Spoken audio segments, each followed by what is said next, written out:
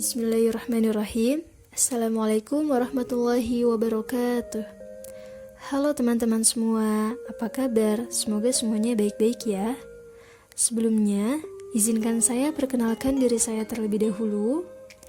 Nama saya Nadra, mahasiswi Institut Ilmu Al-Quran Jakarta, semester 4C, Prodi Ilmu Al-Quran dan Tafsir. Pada kesempatan kali ini, saya akan berbagi sedikit ilmu pengetahuan sekilas mengenai salah satu ulama Nusantara yang terkemuka, yaitu Syekh Mahfudz At-Tarmasi. Sejak masa lampau, kota Makkah dan Madinah merupakan tempat berkumpulnya para ulama-ulama terkemuka dari seluruh dunia, seperti negara Timur Tengah, Afrika Utara, Asia Tengah, dan juga dari Asia Tenggara, terutama dari Indonesia. Di sanalah para ulama terkemuka menuntut ilmu dan memilih untuk menetap di Makkah dan di Madinah.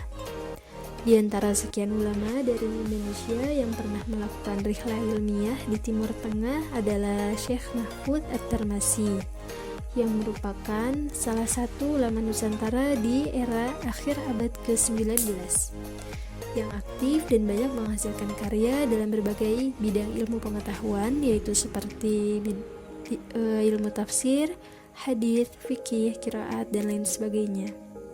Baik teman-teman, yang saya akan bahas mengenai Syekh Mahfudz At-Tarmasi diantaranya yaitu pertama, mengenai biografi Syekh Mahfudz At-Tarmasi.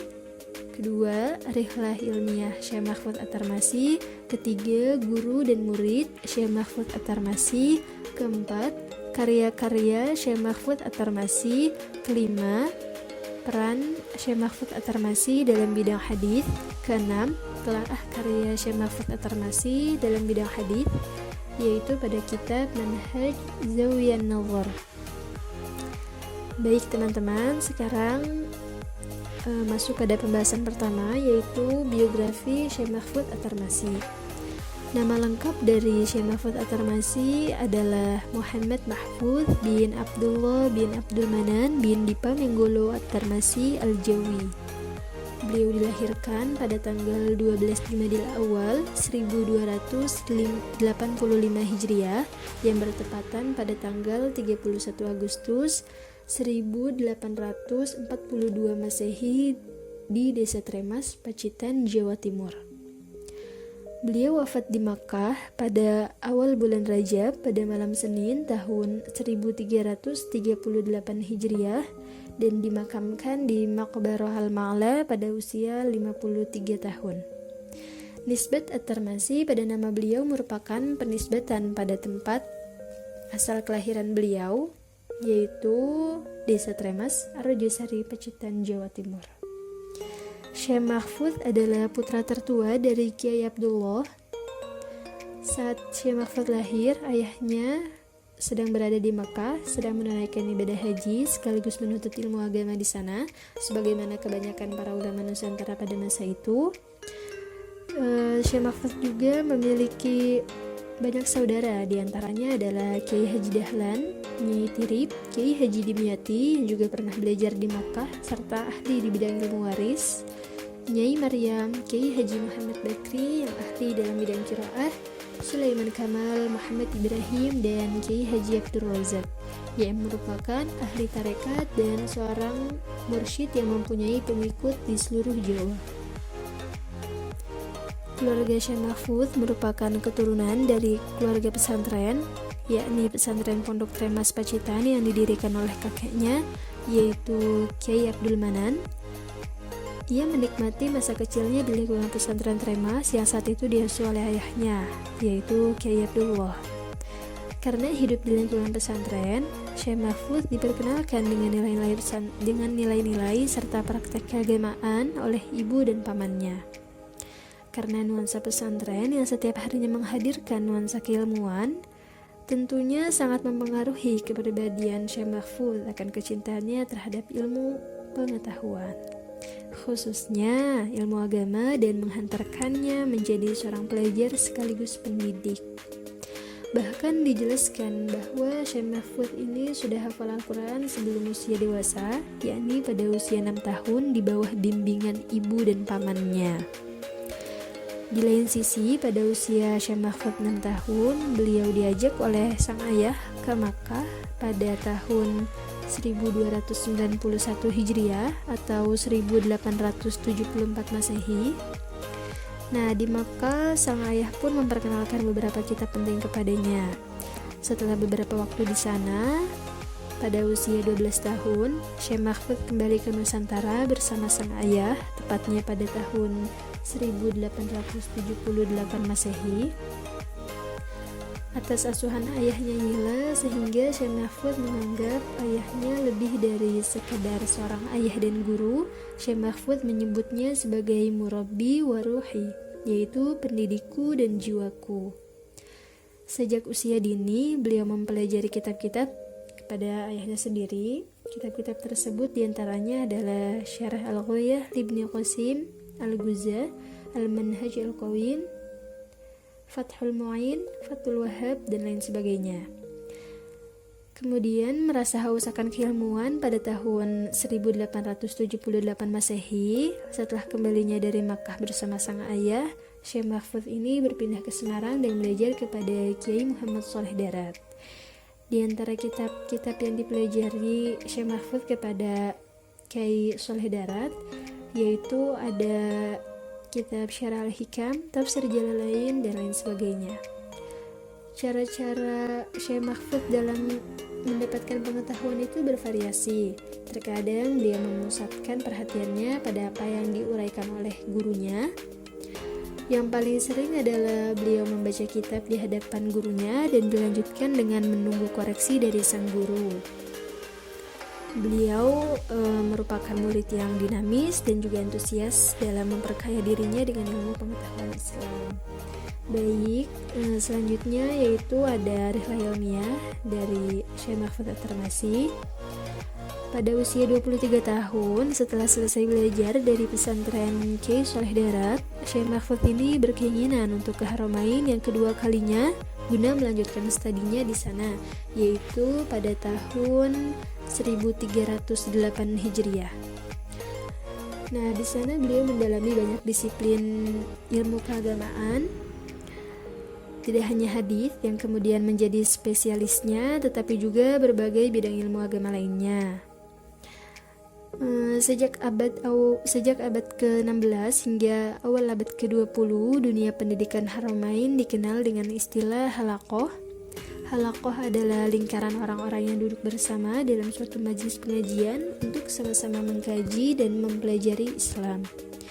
Lingkaran pelajar semacam ini diadakan di sekitar serambi Masjidil Haram dan juga Masjid Nabawi di Madinah. Di tempat-tempat inilah para pelajar dari penjuru dunia dan Nusantara, tak terkecuali Syekh Mahfud, belajar dan mengkaji berbagai keilmuan Islam. Berkat kegigihan dan ketekunan Syekh Mahfud dalam menuntut ilmu, ia akhirnya dikenal oleh banyak ulama Makkah, bahkan diberi kesempatan untuk mengajar di Masjidil Haram. Posisi ini merupakan posisi yang prestisius karena tidak semua orang bisa melakukan ataupun mendapatkan ijazah untuk mengajar di Masjidil Haram.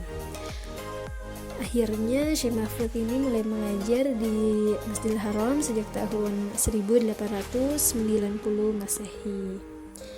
Dan pada saat itu juga terdapat beberapa ulama lain dari Indonesia yang terkenal ahli dalam bidang ilmu keislamannya dan diakui oleh para kalangan ulama Makkah maupun Madinah, dan mereka pun diberi kesempatan seluas-luasnya untuk mengajarkan ilmunya di Masjidil Haram. Nah, Syekh Mahfud ini memiliki ciri khas saat mengajar di Masjidil Haram, yaitu beliau duduk pada tempat tertentu di dalam Masjidil Haram seraya menghadap Ka'bah. Adapun metode belajar mengajar yang digunakan oleh Syekh Mahfud adalah yang pertama, ada 3 macam. Yang pertama, guru membaca kemudian menjelaskan. Yang kedua, guru membaca kemudian murid menjelaskan. Yang ketiga, murid membaca di hadapan sang guru, lalu sang guru memberikan koreksi terhadap bacaan murid dan juga dilakukan tanya jawab antara guru dan murid. Selanjutnya pada awal abad ke-20, Syekh Mahfud ini menikah dengan Nyai Muslimah, yaitu seorang putri asal Demak, Jawa Tengah yang kala itu sedang menunaikan ibadah haji.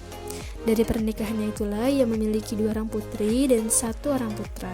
Kedua putrinya meninggal saat berumur 5 tahun dan hanya putranya saja yang bernama Muhammad yang masih hidup, yang akhirnya menjadi pendiri pondok DUQ Betengan Demak. Sejak rihlahnya yang kedua kalinya inilah beliau belajar dan mengajar di Makkah hingga akhir hayatnya. Selanjutnya yaitu ada guru dan murid Syekh Mahfud At-Tarmasi. Syekh Mahfud ini semasa menuntut ilmu baik saat masih di Nusantara maupun di Haramain, beliau belajar kepada guru-guru yang ahli dalam berbagai bidang ilmu. Di antara guru-guru beliau saat menuntut ilmu baik di Nusantara maupun di Haramain yaitu adalah Kiai Abdullah, yaitu ayah beliau sendiri, kemudian Kiai Saleh Darat, Syekh Muhammad Asyarbini Ad-Dimyati, Said Abu Bakar bin Muhammad Zainal Abidin Syatta Al-Makki, Syekh Muhammad Al-Manshawi, Syekh Umar bin Barakat Asyami, Al-Biqail Al-Azhari, Al-Makki Al-Syafi'i, Syekh Mustafa bin Muhammad bin Sulaiman Al-Fifi, Al-Habib Hussein bin Muhammad bin Hussein Al-Habsyi Al-Syafi'i, Syekh Muhammad Sa'id Al-Hadrami, dan lain sebagainya. Dari sekian banyak guru beliau, ada 1 guru beliau yang memberikan nilai besar dalam menghantarkan beliau menjadi seorang ulama Nusantara yang dikenal dalam bidang hadis, yaitu adalah Said Abu Bakar bin Said Muhammad Syatta. Selain sebagai seorang guru, Abu Bakar Syatta juga merupakan ayah angkat Syekh Mahfud yang banyak membimbing dan memberikan pengaruh besar. Atas keberhasilannya, Syekh Mahfud mencapai gelar ulama Nusantara yang berkaliber internasional. Kepadanya, Syekh Mahfud tidak kurang dari 4 kali menghatamkan Sahih Bukhari dan tentunya menghabiskan waktu yang cukup lama. Selain Abu Bakar Syatta juga ada Said Husain Al-Habsyi dan juga Syekh Muhammad Sa'id Al-Hadrami yang juga mempunyai andil besar dalam menjadikan Syekh Mahfud sebagai muhaddits yang tidak hanya menguasai Sahih Bukhari tetapi juga kutubus sittah lainnya, termasuk Syarah Alfiyah As-Suyuti. Syekh Mahfud juga memiliki banyak murid yang handal dan alim, berasal dari Nusantara maupun dari luar Nusantara. Di antara murid-murid beliau yang berasal dari luar Nusantara yaitu ada Syekh Sa'adullah Al-Maimani, seorang mufti dari Bombay, India. Kemudian ada Syekh Umar bin Hamdan, seorang ahli hadis dari Haramain. Kemudian Al-Shihab Ahmad bin Abdullah, seorang mukri dari Syria, dan lain sebagainya. Nah, adapun murid beliau yang berasal dari Nusantara yaitu ada Kiai Hashim Asy'ari, Kiai Wahab Hasbullah, Muhammad Bakir bin Nur, dan lain sebagainya. Selanjutnya yaitu karya-karya Syekh Mahfud At-Tarmasi. Syekh Mahfud ini merupakan seorang penulis yang produktif. Beliau mengarang sejumlah kitab tentang berbagai ilmu keislaman.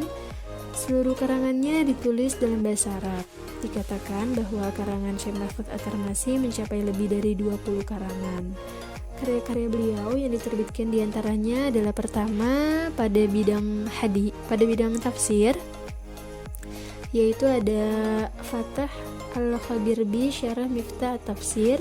Kemudian pada bidang fikih dan usul fikih yaitu ada As-Siqayah Al-Mardiyah fi Asma' Al-Kutub Al-Fiqhiyah Asy-Syafi'iyah, dan lain sebagainya. Kemudian juga pada bidang sanad yaitu ada Kifayah Al-Mustafid fi ma'alamin as-sanid. Kemudian pada bidang hadis dan ulumul hadis yaitu ada Manhaj Jawi An-Nawwar, Syarah Mahzumat Al-Athar, dan lain sebagainya.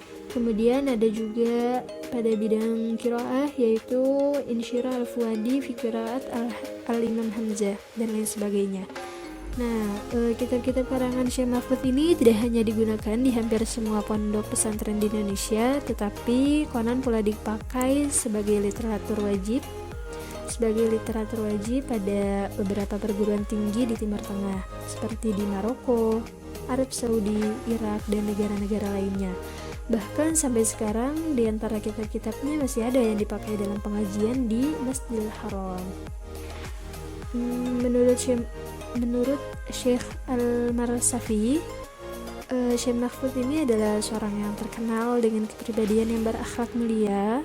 Beliau ramah tamah sewaktu berbicara dengan orang lain, tidak mencampuri urusan orang lain jika tidak ada kaitannya dengan beliau, dan rumahnya yang berada di Mekah tidak pernah sepi dari orang-orang yang ingin belajar kepada beliau. Selanjutnya yaitu ada peran Syekh Mahfudz At-Tirmizi dalam bidang hadis.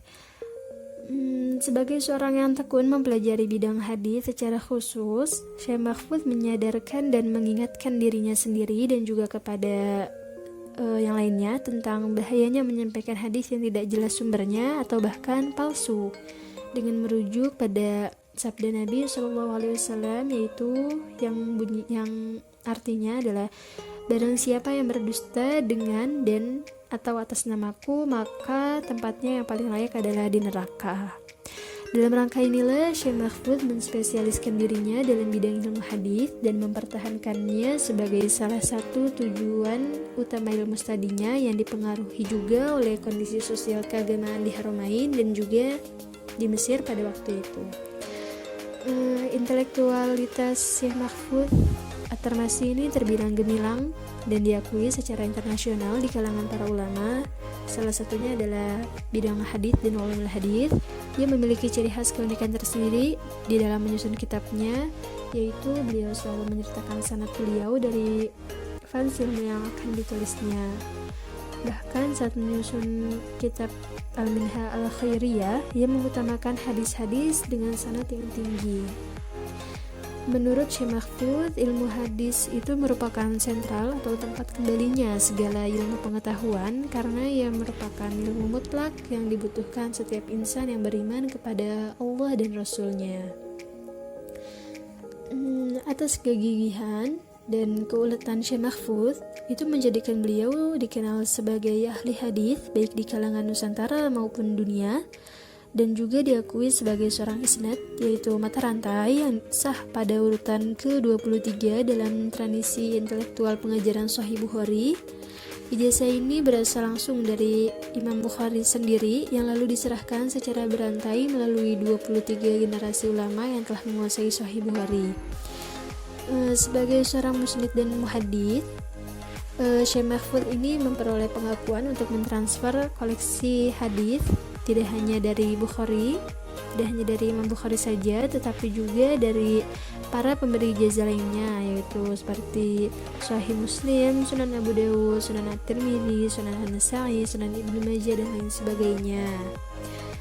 Sebagai seorang ahli hadis terkemuka, tentunya karya-karya Syekh Mahfudz ini tidak lepas dari prinsip-prinsip ulumul hadis yang kuat, seperti disebutkan sanad secara utuh dan digunakannya istilah-istilah teknik dalam ulumul hadis.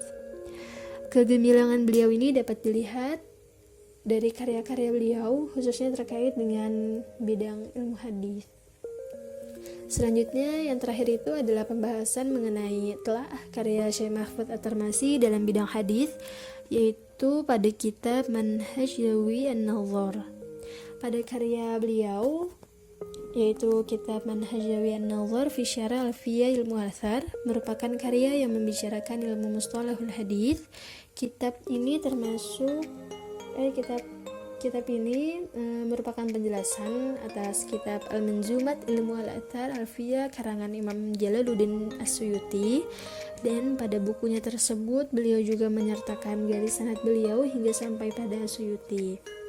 Kitab ini merupakan satu di antara karya besar Syekh Mahfudz At-Tirmizi. Kitab ini juga dijadikan rujukan oleh para ulama di dunia Islam secara keseluruhan dan juga menjadi buku wajib di bidang ilmu hadis di beberapa perguruan tinggi di Timur Tengah.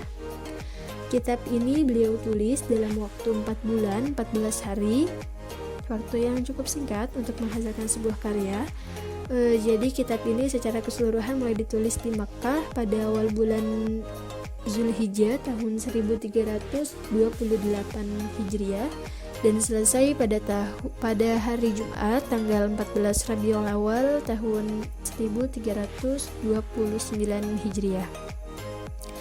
Kemudian dalam memberikan penjelasan, Syekh Mahfudz masih tetap menggunakan metode klasik, yaitu menjelaskan kata per kata yang dianggap penting untuk dijelaskan.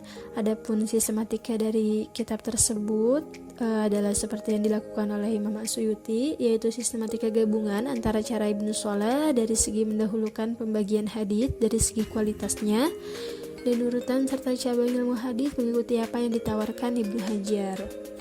Hanya saja Syekh Mahfudz ini menguraikan pembahasan cabang ilmu hadits menjadi 81 cabang dari 69 cabang ilmu hadits yang ada di dalam Alfiyah As-Suyuti.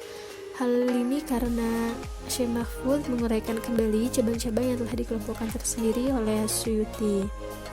Selanjutnya ada metode Syekh Mahfudz ketika memberikan syarah adalah membandingkan sekaligus merujukan kembali karya-karya As-Suyuti kepada karya-karya sebelumnya, yaitu Muqaddimah Ibnu Shalah karya Ibnu Shalah, Syarah An-Nukhbah karya Ibnu Hajar Al-Asqalani, At-Tadrib Ar-Rawi karya As-Suyuti, dan kitab lainnya dalam bidang ilmu hadis. Di bagian Muqaddimah kitab ini juga beliau menyebutkan periwayatan guru-guru beliau dalam menerima ijazah kitab Al-Manzumah tersebut. Baik, demikianlah sekilas penjelasan mengenai Syekh Mahfudz At-Tirmidzi, dari biografinya, rihlah ilmiahnya, perannya dalam bidang hadis, dan telah salah satu kitab hadis karangannya, dan juga yang lainnya. Semoga sedikit pengetahuan ini dapat berguna bagi kita semua dan kita dapat mengenal lebih dalam mengenai para ulama, terkhusus ulama di Nusantara. Terima kasih, kurang dan lebihnya saya mohon maaf. Akhirul kalam, wassalamualaikum warahmatullahi wabarakatuh.